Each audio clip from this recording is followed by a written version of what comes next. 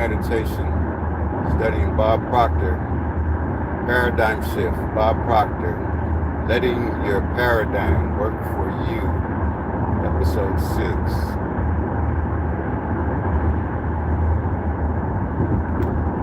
Let's listen to Bob Proctor. June 20th, 2026. Thanks for checking out Lee Hines Senior TV. Once again, I'm listening to Paradigm Shift, Bob Proctor, letting your paradigm work for you, episode 6 on YouTube. All right, here we go.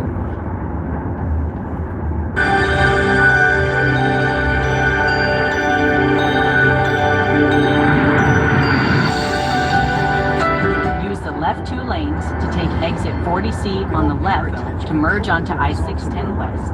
Power over everything from your relationships to your income. Paradigm. And when you shift your paradigm, exit left. Your life improves. Hello and welcome. I'm Bob Proctor, and I want to welcome you to the Paradigm Shift, where we're going to teach you how to make dramatic improvements in your life. You know, when you talk about a paradigm shift, you're talking about one of the most important things that you can study, because you're really learning how to take control over what's going on inside of you. And I want to recommend that you make a decision right here and right now. In about 6 miles, take the exit onto Almeida Road. Make a decision that you're going to let your paradigms work for you. It's a good thing to do. Now think of this for a moment. We have one life so far as we know. We've got one bite at the apple. So it's really about lifestyle. And you know, we can have an absolutely phenomenal lifestyle. We have been blessed with abundance. Meditating, driving, listening to Bob Proctor speak on letting paradigm work for you. It's episode 6. You guys check him out on YouTube. I'm riding and meditating, man. That's what I do. Meditation, paradigm shift, studying it. Bob Proctor. Let's listen to more of it. Thanks for checking out Lee Hines Senior TV. What's up, loved ones? Everywhere you look, and it's a matter of accepting it. Now, not only do we have to learn how to accept it, we've got to learn how to let go of some of the roadblocks that stand between ourselves and the good that we desire. You know, you talk about the miracle of the mind, and the mind truly is a miracle. Dr. J.B. Ryan said the mind is the greatest power in all of creation. I want you to think about that. The mind is the greatest power in all of creation. I have people from time to time that come up to me and they'll say, no, God is the greatest power in all of creation. I said, wait a minute. You've got to listen and you've got to think. God is the creator. The mind is the creation. The mind is, without question, the greatest power in all of creation. So we're compelled to really learn how to utilize these phenomenal powers we have the right way. And I found in studying some of the greatest leaders that ever lived, they all had a golden thread running through their life. They had commonalities amongst them. Napoleon Hill was commissioned by Andrew Carnegie to go out and write the laws of achievement, the laws of success. Carnegie at the time was a billionaire, supposedly the only one on the planet at the time. And he thought it was an absolute crime that people that had developed great wisdom went to their grave and took it with them. And no one had ever sat down and gathered the information of what they did or what they had learned. And so he asked Napoleon Hill to do it. And Napoleon Hill accepted the challenge. Carnegie went on to introduce him to some of the most powerful people in the world. He became an advisor to presidents of the United States.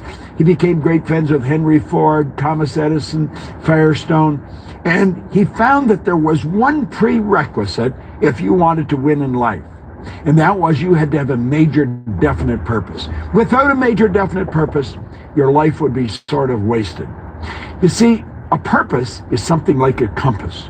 Now, it's why we're living. Now, when you have the purpose set, then it's absolutely essential that you have a vision. The purpose is why we're doing what we're doing. The vision is how we're going to do it. We want to build a vision in our mind of exactly how we're going to execute our purpose. Now, these are not small challenges that we're faced with in laying these out. When we've got the vision down, then we want to set a goal. And the goal is how you take a bite. In 2 miles, take the exit onto Almeida I Road. wrote a paper on this one time, and I used this example in the paper. My wife and I live in Toronto in Canada. We were invited to a wedding in Gatlinburg, Tennessee. Now, I knew where Tennessee was, but I didn't know where Gatlinburg was. So I said to Linda, World Cup 2026 affected area ahead. Please proceed with caution. Somewhere every week, and I get the opportunity to drive. It was a good chance to be together and just have a visit. So we decided we would drive. I said, go over to the Automobile Association and get one of those maps that tell us how to go. And so anyway, she came back and she had these maps, and they're all broken down in parts of how you get from Toronto to Gatlinburg. So we had the program all laid out in front of us. Now let me explain how it went. Our first objective was to get to Detroit. And then we got to Detroit, we'd go to Cincinnati. From Cincinnati, we're going to Lexington. From Lexington to Louisville, from Louisville to Gatlinburg. So, hello, loved ones, again. So this is part 3 of I Just Got Hit. Right now I'm headed to get an MRI. And on my journey, I'm listening to one of my mentors at Rest in Heaven, Rest in Peace, Bob Proctor, speaking on paradigm shifting. Use the right lane to take the exit onto Almeida Road. Thanks you guys for checking out Jerry Hines SR TV. Much love, respect to all y'all. What's up? Bob Proctor. let's put this all together. Our purpose was get to a wedding. The wedding was the purpose of the trip. Our wedding was the purpose. Take the exit. Gatlinburg was the vision. That's how we were going to get to the wedding. We were going to get to Gatlinburg. And to get to Gatlinburg, we had a series of goals that we had to execute. Now, the first goal was get to Detroit.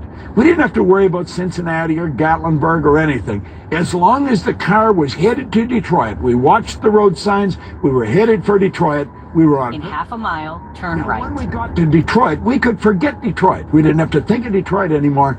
We Railroad crossing ahead. Cincinnati. And we just watched the street signs, or the highway signs to Cincinnati. When we got to Cincinnati, then it was to Lexington. And so on and so on until we got to Gatlinburg, and then we were at the wedding. What's up, Tennessee? Now that's sort of the way it is. And we want to take a look at this. We want to see how we can break this down. You know, Napoleon Hill I'm always quoting Napoleon Hill because he had gathered such an enormous amount of information. But he said, what a different story people would have to tell if they would adopt a definite purpose and then stand by that purpose until it had time to become an all-consuming purpose. And isn't that the truth? Do you know, most people don't have a purpose in life. They get up, they go to work, they say, well, everybody goes to work. That'd be a real good reason to quit. Whenever you're doing everything everybody else is doing, you're probably not going anywhere. Now, we should have a purpose. We should know exactly why we're doing something. Now, think of what he said. What a different story people would have to tell if they would adopt a definite purpose and then stand by that purpose until it had time to become an all-consuming purpose. You see, you get to the point where it controls you. First, you give life, action, and guidance to the idea. Then it takes on a power of its own and sweeps aside all opposition. And then it coaxes, nurses, and drives you. That's how successful people do it. They're not lucky. You know, in James Allen's little book, As a Man Thinketh, there's just such a phenomenal amount of good information. But in that book, he gave us something that is worth writing down. I want you to get a pen and a pad and really think about this, because it has to do with purpose, vision, and goals. He said, until thought is linked with purpose, there's no intelligent accomplishment. Now, if you play with that idea for a while, it's going to tell you that, well, I've already turn right, then arrive at your destination. Parts of this series that most people don't think, and they really don't. They've tricked themselves into believing that mental activity is thinking, and of course it's not. So he says, until thought is linked with purpose. Turn right onto Night Road. If we don't have a purpose, there's no point in us even thinking. Because what are we going to do? We're going to go here, then we're going to go there. We're going to live like a cork in the ocean. Turn right into the parking lot, then arrive at your destination. And keeps us moving in the direction that we move. You know, I am probably presented with an opportunity at least every day, sometimes 2 and 3 in a day. And I have a very quick scanning method that I do mentally, I look at it and I first of all ask, is this going to be on purpose for me? If it's not on purpose, I don't even investigate it. I don't care. All right, loved ones, remember Bob Proctor, man. Paradigm Shift by Bob Proctor, letting your paradigm work for you. All right, like I say, this is part 3 of I Just Got Hit. I was meditating on my way to get my MRI done. All right, keep me uplifted with positive energy. Peace.